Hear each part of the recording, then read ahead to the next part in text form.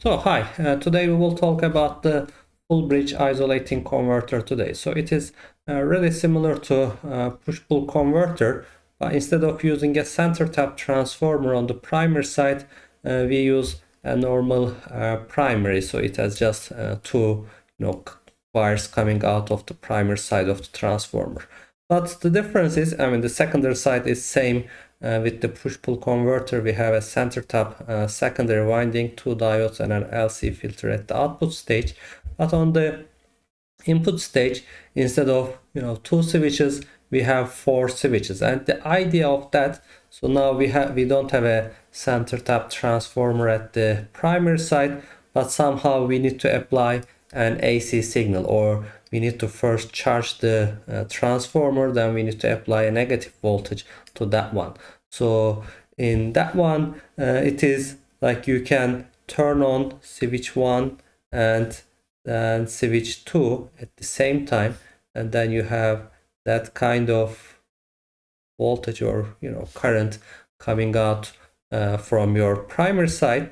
Then you can close those switches, then you can turn on switch 3 and switch 4 here. So what will happen is now your voltage is now converted in that direction, right?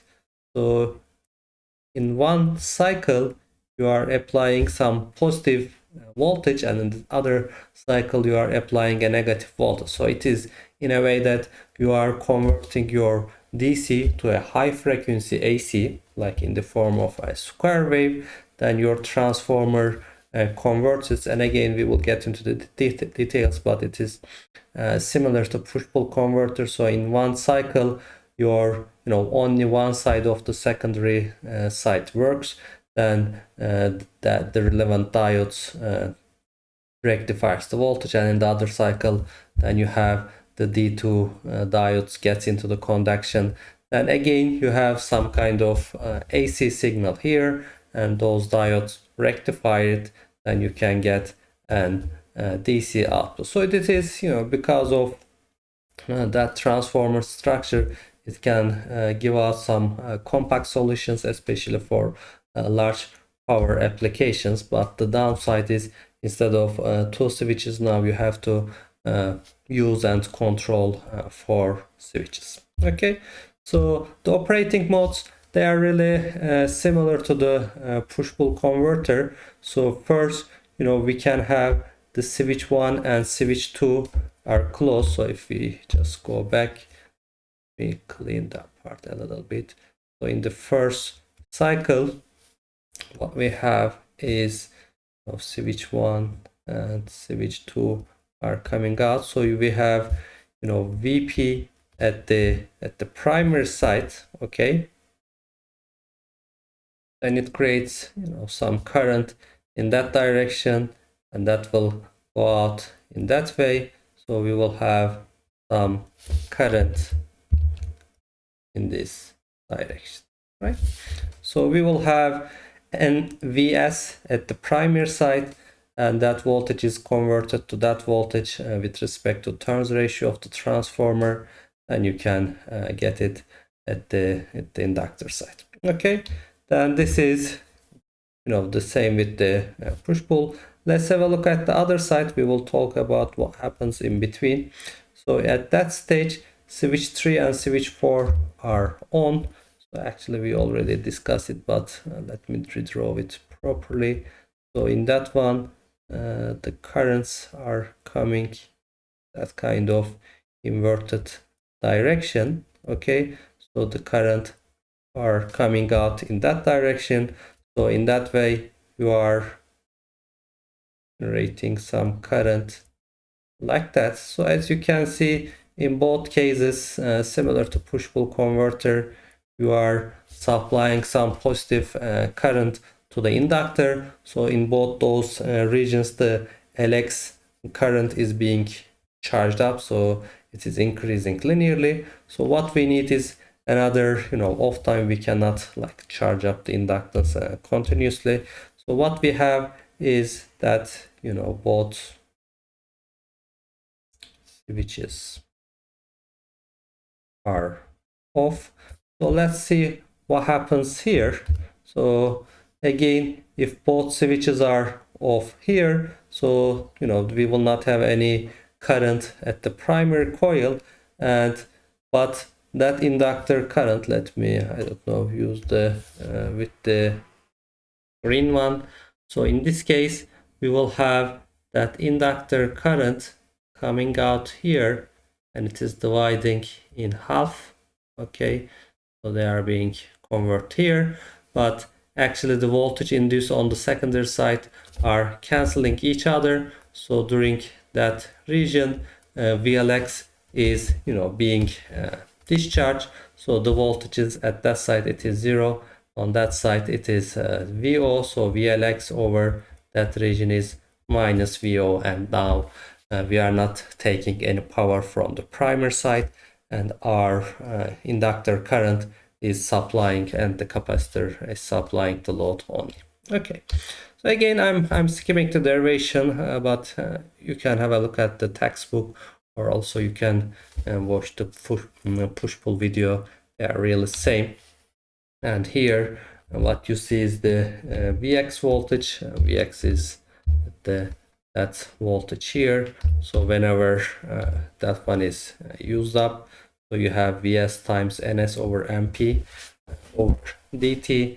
Then you have again half of the period. So it is like in one period you have two on and off periods. So in a way that the frequency, the ripple frequency of the inductor current is twice of the switching frequencies of the main switches, because they are like working in interleaved position, so you can double up kind of your switching frequency.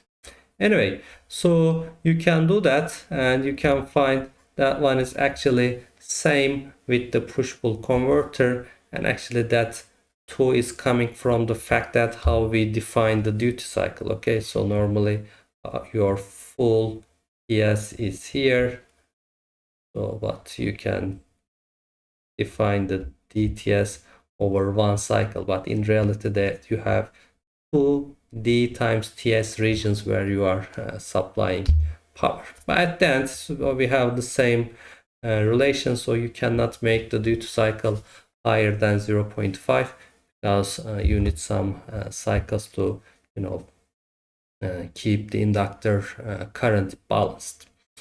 Okay, so another thing, again, this is kind of similar to the push-pull converter with the number of switches, but the difference to the full bridge isolating converter, we have the same transformers and diodes, inductors, and everything is same.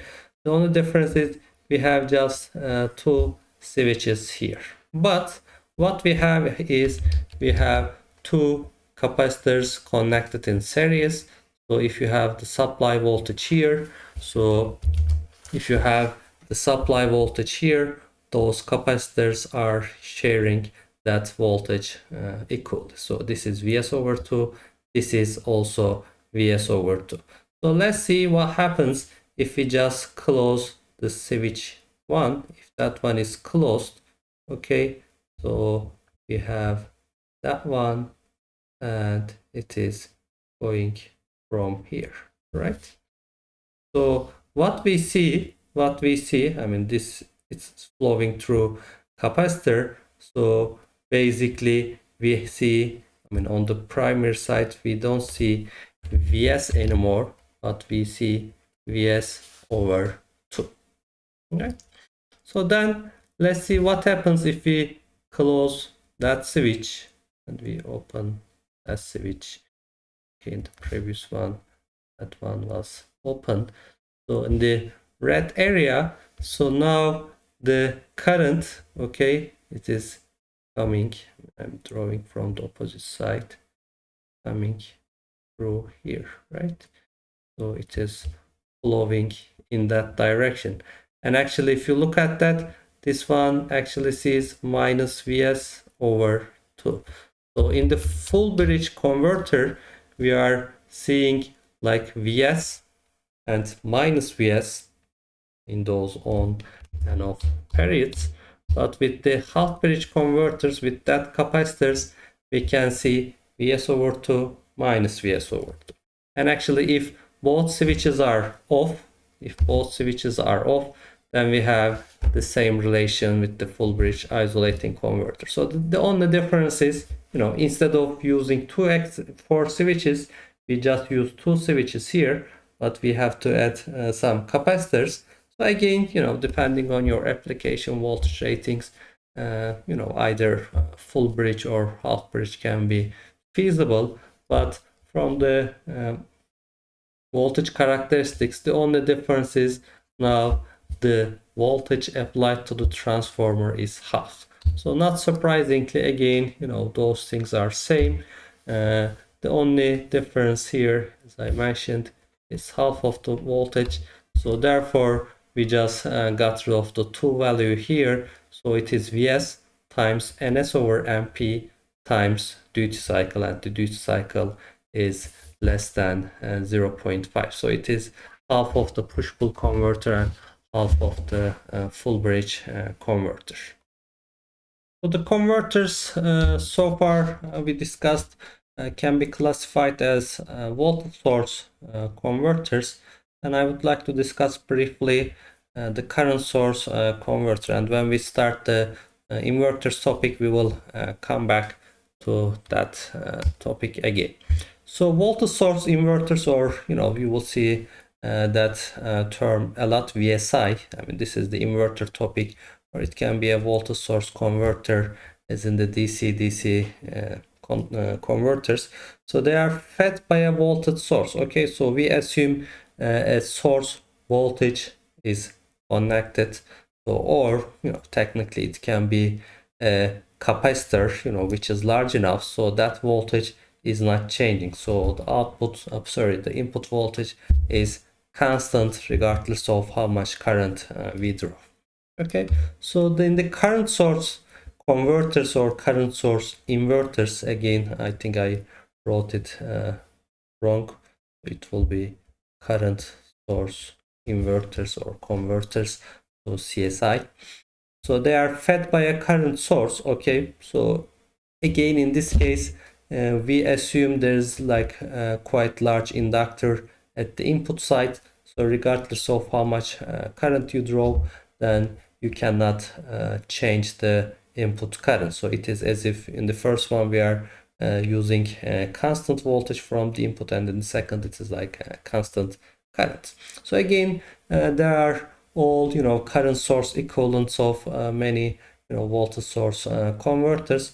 But let's have a look at the full bridge converter and how we can modify it to be a current source converter.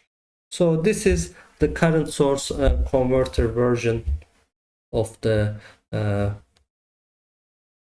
it's the push-pull converter and not the full bridge one. So here the only difference is, remember, in the normal one we have the L here, and it is like LC filter, and in the normal one, so that current is going up and down. And the problem, again, if you just omit that one, and if you just draw here the current waveform, not for that current source converter, but for the voltage source converter. So the input voltage, input current, it has quite a lot of ripple. So it just draw positive current, negative current, and it can be like a square waveform.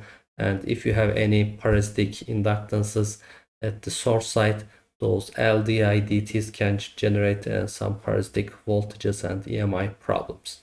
Okay, so what we do is we take that inductor and we connect it to the primary side. So now we have a large inductor here.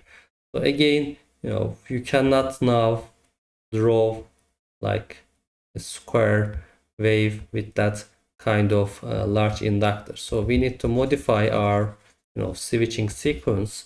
So we will have more or less, again, it will be that kind of ripple, and you are always drawing current in the same direction from the source, so it is, you know, more kind to the voltage source. It generates less EMI problems, less induced voltages in other parts of the circuit, so it is better on the source side.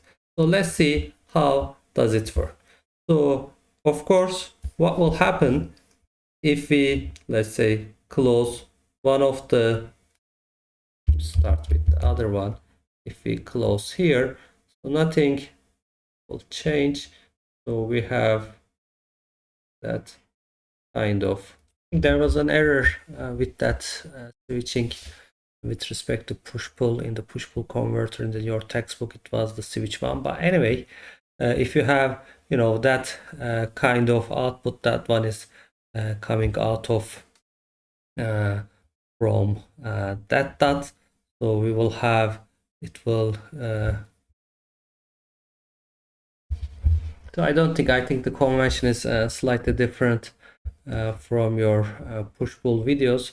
Anyway, it doesn't really matter.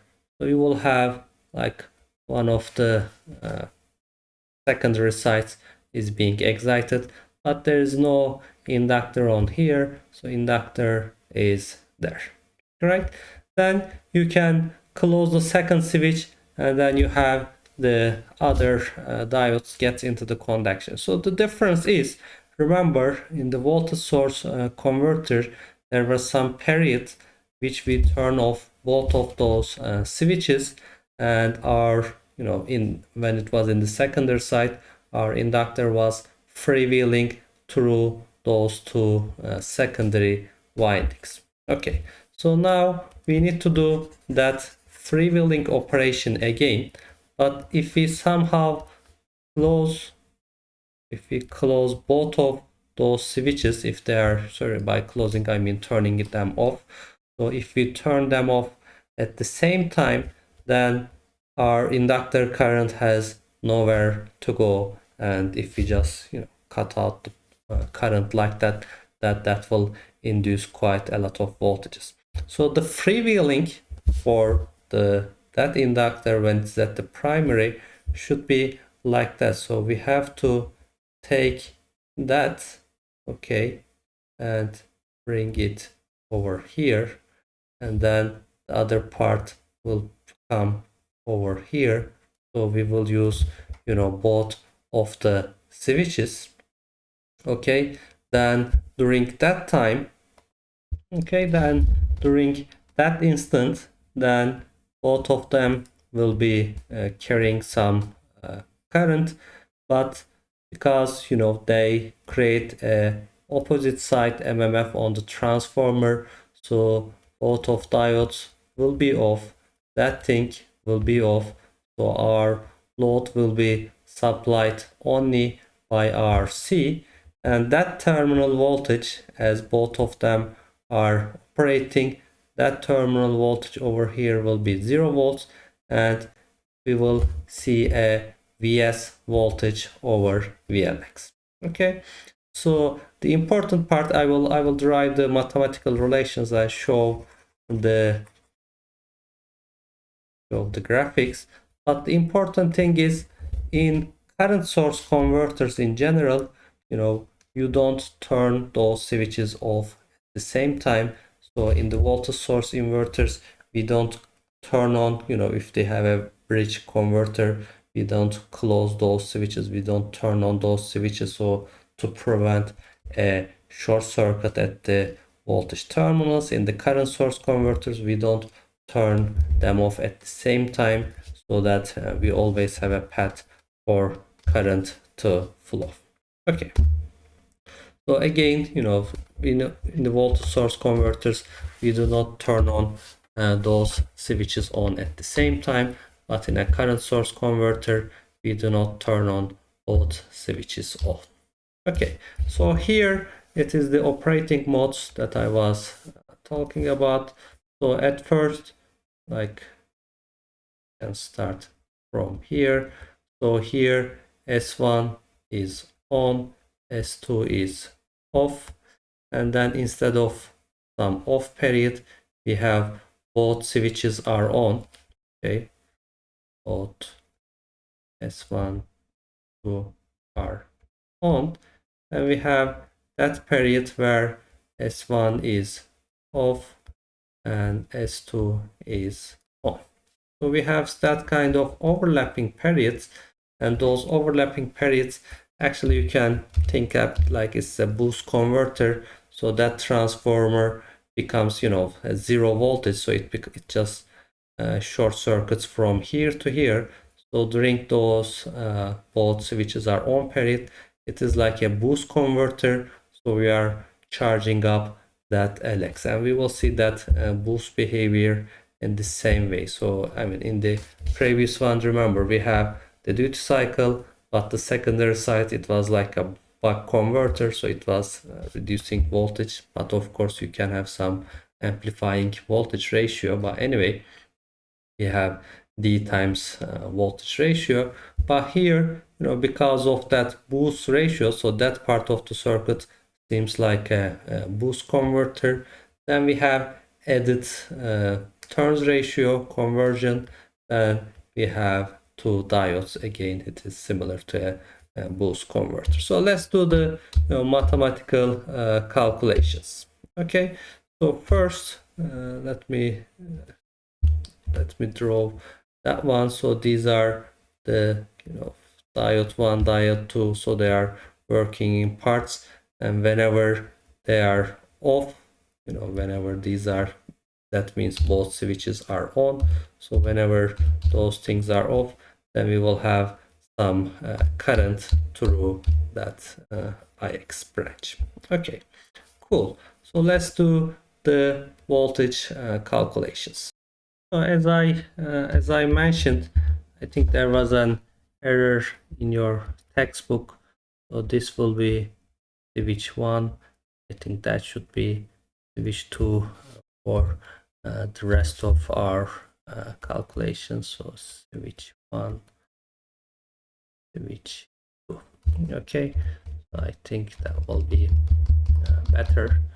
So let's try to write all those operating modes. So first, switch 1 is on and switch 2 is off. Okay, so in that instance, basically we have the D1, diode 1 is on, it is conducting. So again, whenever you close that switch, then it is flowing through that cycle. Okay, so you can write either the voltage equation of a transformer or the current equation. If this is a current source inverter, it is usually easier to go from the current waveforms anyway. So it is MP over NS. So what? Oh, sorry. So the current that is flowing through here with respect to diode current coming out here is with respect to primary and secondary voltage ratios. But remember, if it were a voltage ratio, then it will be Vs over Vp, but now I write MP over Ns. So let me write the other one as well, MP over Ns, so don't get confused the ratios here. So I can write the VLX. Okay, VLX is our inductor voltage. So on one side we have Vs, on the second side we have Vp1, and that Vp1 can be written in terms of the VO. So I can write every voltage equation in terms of that inductor. So by using inductor voltage equation, I can get the voltage characteristic. So it is Vs minus Vp1, and that is equal to either that one or that one, that's same. So Vs minus VO times MP over NS. Okay, and let's write the other one is symmetrical. SV1 is off, SV2 is on, and in this case D2 will be on. Okay, so in this case I can write I D2 is equal ILX times MP over NS, or VP2 is equal to VO times MP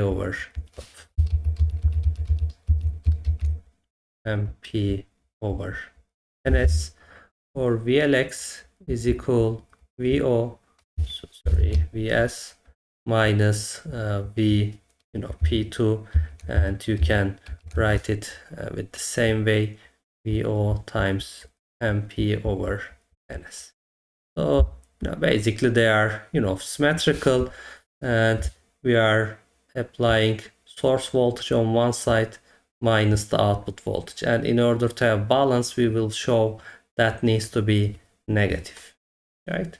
So let me show the instant where SV1 is on and SV2 is on as well. So D1 and D2, they are off for that state. So we can write VP1 is equal to 0, VP2, they are equal to 0, right? So for that one, so since you have 0 voltage here, that you will have 0 voltage. So it is as if your your inductor is connected directly to the voltage source. So I can write VLX is equal to Vs, right? So then I need to calculate the voltage seconds balance. For that, if this is again, that is how you define those duty cycles. So we have duty cycle here, that is our T, and again this is our duty cycle for other period. So you can see here we will have duty cycle will be larger than 0.5 in order to have that overlap period. And you can see if this is DTS, so you have 1 minus D time TS is off for that period, okay? And again, that can be written as like 1 minus D TS. So let's write those two voltage equations. Let me write it here. Reference VLX is equal Vs minus VO times MP over NS, okay, for two intervals of 1 minus D. Yes, okay, and VLX is equal Vs for remaining time. Now we can calculate TS minus 2 times 1 DS. Okay, so let me write that one as well. TS minus 2 times 1 minus D. Yes. Okay, cool. So I will multiply that one with that period and with that period with that one. They will cancel each other, because that should be negative to cancel out that voltage. Okay, so I can write VLX should be average, on average that should be 0. So Vs times, okay, it is, let me write that one, that is 2D minus 1 times Vs. Okay, so Vs times 2D minus 1 Vs plus that voltage Vs minus VO times MP over NS times 2 times, okay, that is the area, 1 minus D TS, that will be equal to 0. And actually you can calculate it yourself, and you can find VO is equal Vs divided 2 times 1 minus d times ns over np. That is the voltage characteristics of the current source converter. The important thing is D is the duty cycle of each converter. Okay, and basically we discussed it needs to be 0.5 to have that overlap period between those ons. And again, if you think of that as the duty cycle increases, that one, for example, if these, I don't know, 0.9, then that makes it 1 minus 0.9, 0.1. So it is as if multiplying by 10. So increasing D has a boost effect, okay? But that doesn't mean it has to be a boost converter, because why? We have primary and secondary voltage ratio, so you can adjust them to reduce the voltage. But if you do that, then your duty cycle and your voltage ratios are opposing each other. So by boost converter, I mean as you increase the duty cycle, the output voltage tends to be larger than if you use the same, let's say primary and secondary turns ratio is 1, then it can work as a boost converter. Okay, that's all for this video. Thank you.